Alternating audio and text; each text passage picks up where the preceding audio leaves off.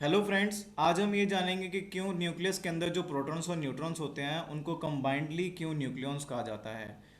तीन कारण है इसके पीछे जो कि ये बताते हैं कि क्यों प्रोटॉन्स और न्यूट्रॉन्स को न्यूक्लियॉन्स कहा जाता है। तो आइए वो एक एक करके वो कारण देखते हैं कि भाई कौन कौन से कारण है वो। जो हमारा पहला कारण है वो ये है कि प्रोटॉन और न्यूट्रॉन का जो मास होता है वो अप्रोक्सीमेटली सेम होता है। अगर हम प्रोटॉन के मास के बारे में बात करें तो प्रोटॉन का जो मास होता है 1.6726 इंटू 10⁻⁻27 किलोग्राम्स होता है। अगर हम बात करें न्यूट्रॉन के मास की तो वो होता है 1.67492 इंटू 10⁻⁻27 किलोग्राम्स। तो ये जो डिफरेंस है वो बहुत माइन्यूट सा डिफरेंस है। दैट्स वाई न्यूक्लियस के अंदर अगर हम विद रिस्पेक्ट टू मास के रिस्पेक्ट से अगर हम देखें तो प्रोटॉन और न्यूट्रॉन ये नहीं बता पाएंगे कि उसके अंदर प्रोटॉन है कि न्यूट्रॉन है। हमारे पास जो दूसरा रीज़न है वो ये है कि इन दोनों का जो स्पिन होता है वो बिल्कुल सेम होता है। अगर हम स्पिन क्वांटम नंबर की बात करें प्रोटॉन के तो वो +1/2 होता है।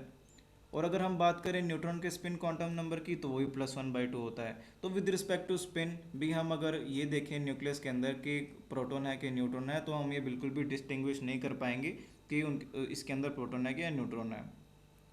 हमारे पास जो तीसरा रीज़न है वो ये है कि जो न्यूक्लियर फोर्स है वो चार्ज इंटरेक्शन पे डिपेंड नहीं करती है। तो होता क्या है एक्चुअली में कि जो हमारे पास एटम होता है उसके अंदर जो न्यूक्लियस होता है उसके अंदर तीन तरह की इंटरेक्शंस पाई जाती हैं। कौन कौन सी? सबसे पहली है प्रोटॉन प्रोटॉन इंटरेक्शंस, दूसरी है हमारे पास प्रोटॉन न्यूट्रॉन इंटरेक्शन और जो तीसरी है हमारे पास वो है न्यूट्रॉन न्यूट्रॉन इंटरेक्शंस। अब होता क्या है यहाँ पे कि ये तो ऑब्वियस हमें पता है कि जो प्रोटॉन प्रोटॉन इंटरेक्शंस है वो तो इसकी वजह से हो रही हैं due to Coulomb's forces. But अगर बात करें प्रोटॉन न्यूट्रॉन इंटरेक्शंस की और न्यूट्रॉन न्यूट्रॉन इंटरेक्शंस की तो ये भी एग्जिस्ट करती हैं, जिसकी वजह से इससे हमें ये पता चलता है कि जो न्यूक्लियर फोर्सेस हैं वो इस बात पे बिल्कुल भी डिपेंड नहीं करते कि न्यूक्लियस के अंदर प्रोटॉन्स हैं कि न्यूट्रॉन्स हैं।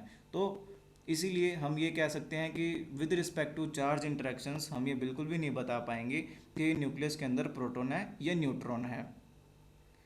तो अगर मैं अपनी बात को एक सम अप करूं तो ये कह सकते हैं कि मास, स्पिन और इंटरेक्शंस के पर्सपेक्टिव से हम ये बिल्कुल भी डिस्टिंग्विश नहीं कर पाएंगे कि न्यूक्लियस के अंदर प्रोटॉन्स प्रेजेंट है या न्यूट्रॉन्स प्रेजेंट हैं। तो डेट्स वाई हमें इनको एक कॉमन नेम देना पड़ा nucleons.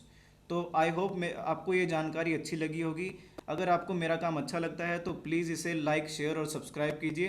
Thank you very much.